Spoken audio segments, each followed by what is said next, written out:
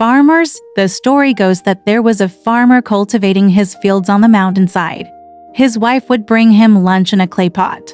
After finishing his meal, he would place the clay pot by the ridge.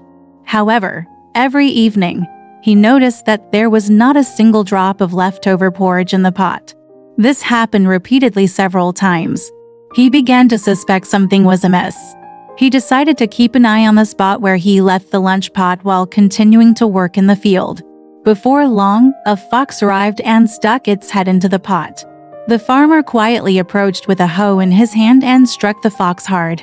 Startled, the fox quickly fled, but the clay pot got stuck on its head, and it couldn't free itself. The panicked fox jumped and tumbled, breaking the pot and revealing its head. It fled with the farmer in pursuit, eventually escaping by leaping over the mountain ridge. Several years later, to the south of the mountain, a wealthy family's daughter became infatuated with a fox spirit, and all attempts to cure her with talismans and incantations failed. The fox spirit even taunted the girl, saying, "What can those paper charms do to me?" The daughter tricked the fox spirit by pretending to be enamored with its magical abilities and suggesting a lifelong partnership. She asked if the fox spirit had any fears. The fox spirit replied, "I fear nothing.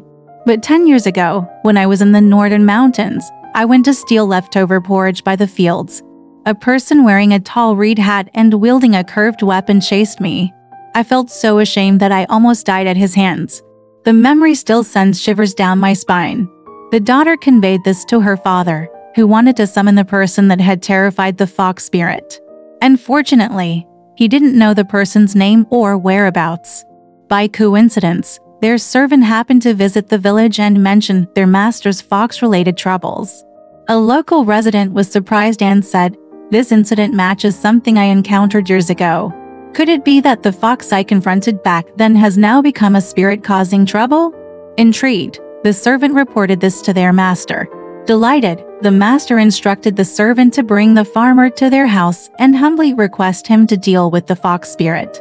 The farmer chuckled and said, "I did experience a similar incident in the past, but we can't be sure it's the same fox.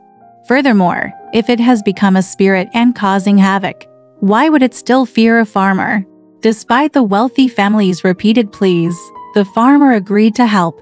He dressed in the same attire he had worn on the day he confronted the fox, entered the daughter's room, thumped the ground with a hoe, and sternly scolded, "I've been searching for you day after day, and you've been hiding here all along. Today, I've caught you again, and this time, I won't spare you.